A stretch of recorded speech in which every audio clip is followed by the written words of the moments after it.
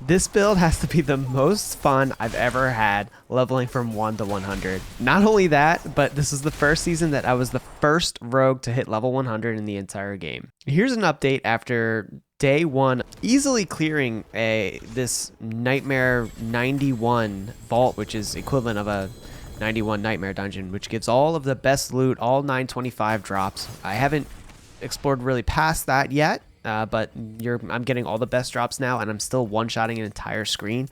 I don't even have an aspect on my boots, and my gear is still very, very fresh, very new. Lots of room for improvement in the build, but I wanted to give an update on where I'm at and walk you through the build, how it works, and give you the most updated planner, and just say that, you know, everything that we thought, except the construct's pretty weak, but everything we thought about the build itself really performed well in the 1 to 100 leveling process, and here's where it's at.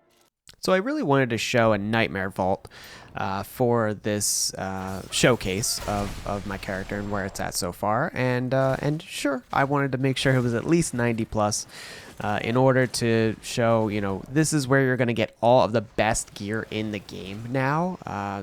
Vaults, I don't know if they're much better for gear than Nightmare Dungeons, but they do have the new seasonal mechanics, and you get a lot of the stones for your construct in there. So I've been trying to focus on the vaults, even though they might be a little worse for gear for your character.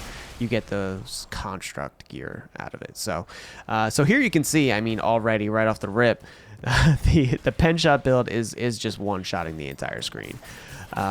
We did say that the construct was a little bit lackluster, does nearly no damage. I think a lot of the feedback on the construct has been it's a bit of a miss, and I would agree. We're using the construct mainly to buff ourselves, and then also to pull aggro, which is really helpful paired with the pen shot build. So you'll notice here that our stones are, we have a mockery stone to attract taunt, and it's really actually a nice added benefit of this season is having this companion that's able to attract aggro, especially for a range rogue. It was really helpful. If you're a solo player and you don't have something attracting aggro, then it can get pretty dicey at times. So you'll see that actually a lot of the times we will just wait for a bunch of mobs to group up, whether they're attracted to the construct or we're just running around for a bit. We really like these big groups of mobs, so then we can just use one pen shot and blow up the entire screen. And I gotta say, this is the most satisfying build that I've played in Diablo 4, and I am just loving every minute of it.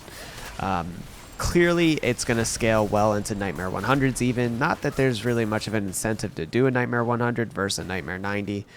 But here you can see that it's clearing 90s easily. Just so easy.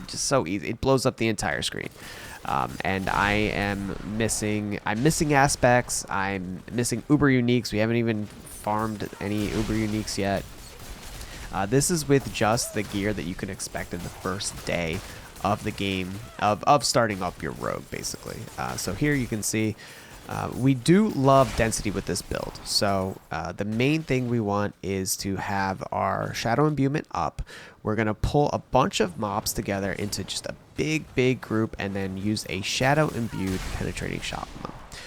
If anything is left over, so you may get, you know, just some unlucky hits, maybe they're min rolls, or you just may have like an elite that's really tanky left over. That's why we have the rapid fire in as well. And if you're fighting bosses, rapid fire is what you're going to use on the boss as well.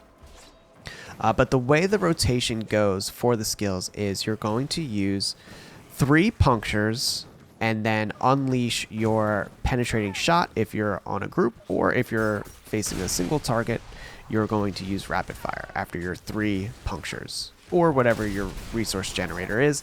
The reason I like puncture for this build, even though it is not a bow skill, it is still a marksman skill, so it's adding to your precision key passive stacks, which is really important to get those big chunks of damage, and that's what we're using to basically one-shot the entire screen. The other benefit of puncture is that it has 3 attacks instead of just 1 if you compare it to some of the other generators. So you can have 3 chances, each one of those puncture daggers, to build up your precision key passive. And it's basically required. Like since we're running combo points, you need to have a resource generator. Building up 3 combo points in combination with Condemnation Dagger is giving a huge multiplicative bonus, and it just so happens that after about 3 hits, you're nearly always going to have your 6 key passive precision stacks up. So it just really works well. I mean, I can't say anything more about how well and how fluid this whole build works with the 3 punctures and 1 pen shot or 1 rapid fire rotation. You have expectant, also the aspect, which is giving you a 30% multiplicative for each one of your basic skills used. So there's just a lot of thought that went into the rotation of 3 punctures to 1 pen shot. So make sure that that's what you're doing. If you're having issues with your damage and you're not doing that rotation, that's probably why.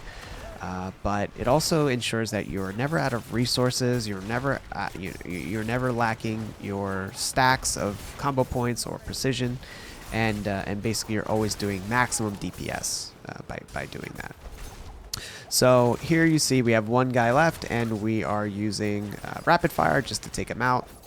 But really, where the penetrating shot shines is in the groups. So here we made it through with all of our warding, and we opened up the entire treasure room from this vault.